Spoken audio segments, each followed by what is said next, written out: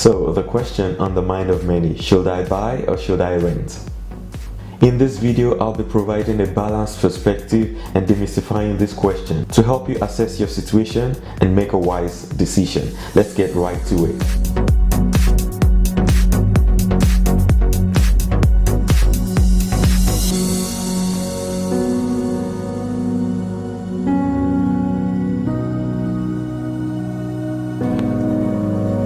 Hi, welcome to my channel once again. My name is Joseph Olateregun, talking about life, success, and real estate. And today, I'll be discussing the various factors to consider in deciding whether to keep renting your home or buy one for yourself. I say this all boils down to one word, and the word is commitment. So, should I buy or should I rent? Commitment. Should I get married or stay single? Well, commitment. Should I start a business? Commitment. If you are willing to get committed, then for sure you can make that decision. But if you are not ready to commit, then maybe it's something to think about. The financial rewards of homeownership do take time to materialize, so it is important that you are ready to commit for the long term before you decide to buy a home. So that leads us to the first point, the term of possession. So when you're renting, you could rent for maybe a month, you could rent for a couple of months, you can rent for 6 months, a year, 2 years, and so on. But when you own a home, well, it is yours until you decide to sell it. And if you don't want to part with a chunk of money, you wouldn't be selling your home like 6 months after buying it. The second point is the cost of entry. So in Ontario, here in Canada, the landlord is not allowed to take more than the first and the last month rent. But if you are buying a house, there's the down payment and there are other costs associated with the transaction that you have to consider. In general, what you would require for your first and last month's rent is nowhere near the closing costs plus the down payment you would require for a mortgage when you're actually purchasing a home. My third point, talking of commitment, is that when you're actually buying a home, you're usually, unless you're paying cash for the house, you're usually committing to a substantial amount of loan. You're committing to thousands, hundreds of thousands, if not millions of dollars in debt. So that's something to think about when you're buying a home. The next thing to think about is maintenance. So when you rent a property and the plumbing breaks, you probably call your landlord. When there's an issue with hydro, you call your landlord. When anything happens to the house, we are quick to call the landlord. But guess what? When you own a property, you deal with all that. Do you still want to buy a home? So, have I scared you from buying a home?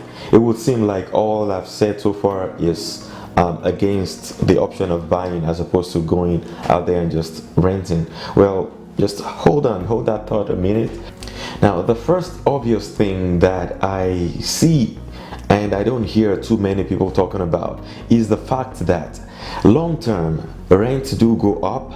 But if you stay in the same property, remember we talked about commitment, if you stay in the same property over a long term, yes, there could be fluctuations based on the interest rate, but your monthly payment is usually not going to wander off again unless you refinance the property or something like that. So if everything remains equal and Mr. A purchased the house for $100,000, Mr. B rent a similar house for, let's say, $1,000 a month, and fast forward 10 years time, Mr. A would probably be paying mortgages that are still similar to what he's been paying before, whereas Mr. B would be paying more rent because rents do increase over time. But if you have not refinanced your house to a point where you took out equity from it, then you should not, have to be paying anything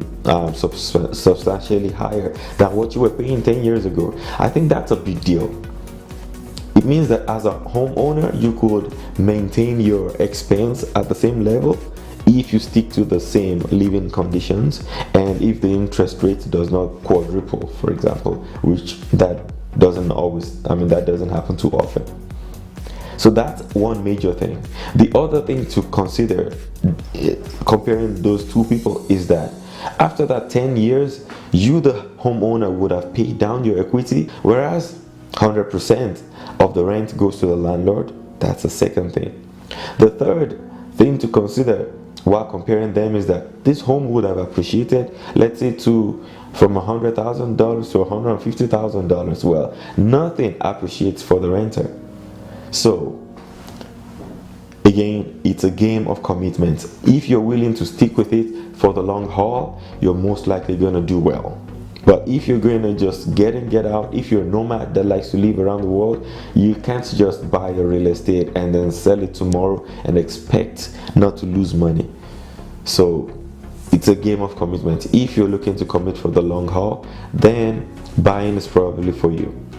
So should you buy or should you rent? It really depends on your situation and in the market you're in.